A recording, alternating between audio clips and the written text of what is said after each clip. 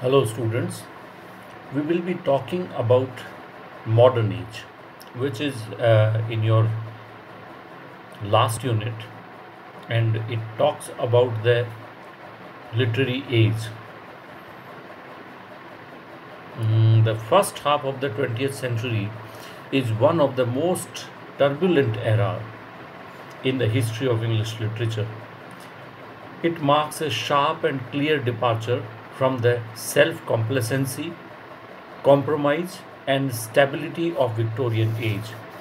The transition from the old to the new, from blind faith to rational thinking, is very curiously portrayed in the literature of modern time. We can talk about certain traits which distinguish modern era. And in this context, first of all, we will talk about the interrogation and anxiety, which are certain important factors of 20th century literature.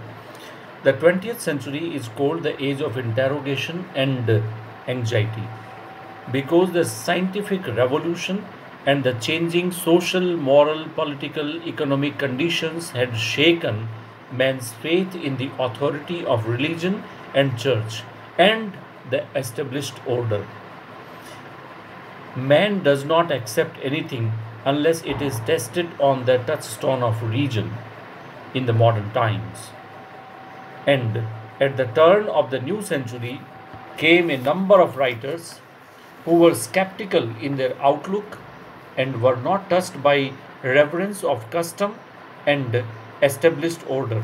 They rejected the doctrine of art for art's sake and evolved the new literary creed of art for life's sake, or at least for the sake of community. In the last decade of 19th century, a much stronger claim to be modern was made by George Bernard Shaw with his socialism, H.G. Wells with his science fiction, and Rudyard Kipling with his empirical writings and steam engine. The mid-Victorian writers like Dickens, Thackeray, Kingsley, Reid, etc. were critical of the injustice done to the poor and working classes. But they were not profoundly critical of the fundamental basis of human life and society, as G.B. Shaw, Galsworthy, and H.G. Wells showed in their literature. They merely anticipated the spirit of interrogation and rational inquiry. The literature of 20th century is greatly influenced by economic and social changes. In the new century, emphasis was put on urbanization, which completely changed the pattern of social relationship. The materialism and competitive spirit began to encroach upon the placid tenure of village life. Money became the key factor in all human relationships. The new economists like Marshall and Keynes raised their voices against poverty. Marxism was the most powerful influence. Various manifestations of socialism, Fabian socialism, Christian socialism, Marxist dialectical materialism, etc., came into existence and influenced the authors of this period. Psychology and literature also became the very important characteristics of modern literature. New psychological researches influenced the 20th century literature. Sigmund Freud put great emphasis on the power of unconscious mind to affect human conduct. The growing interest in psychology exercised considerable influence on literature.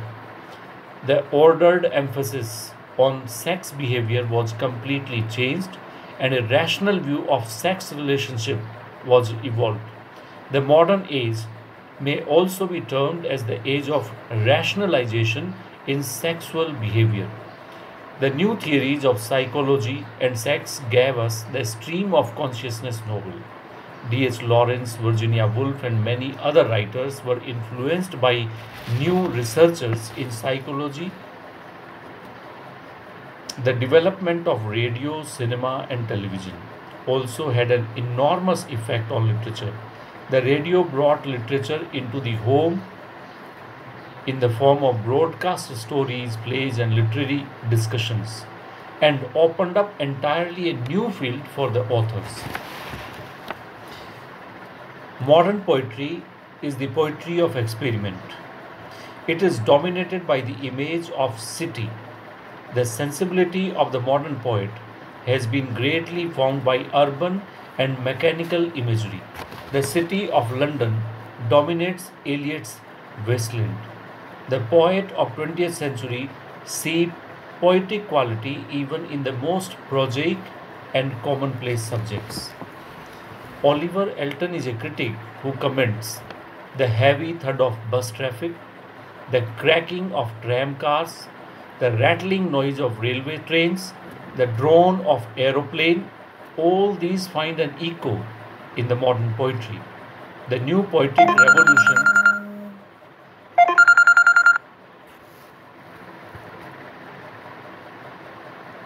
excuse me, the new poetic revolution was pioneered by T.S. Eliot, Ezra Pound, and Ezra Pound was an Anglo-American achievement.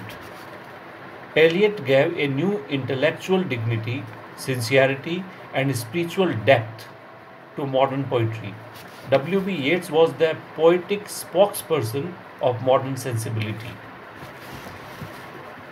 Imagists or imagism, under the influence of T.E. Hume, G.M. Hopkins, brought about a revolution in poetic technique. They found the existing diction drab, outmoded, and inexpressive of the new experience. They chose to express boredom, horror, and agony of human existence in concentrated poetic diction. Imagists insisted on the use of hard, dry, and precise visual images, the use of the exact word from the language of the common speech, and to produce poetry that is hard and clear. And apart from the above discussion, the period was completely overshadowed by the two world wars. The post First War period was the era of depression, want, and unemployment. The Second World War proved far more catastrophic than the first. By the end of World War II, England has suffered the loss of not only innumerable young men, but the staggering blows to its economic system and its financial resources. A number of anti-war books were written during this period and after the two world wars, exposing the futility and hollowness of war as well as its impact on common men, showing his anguish and disgust. And in this manner, the literature of modern age has been quite different from the earlier ages. If you write this much on modern age, if you understand this much on modern age, then you can step into the literature of 20th century. Thank you.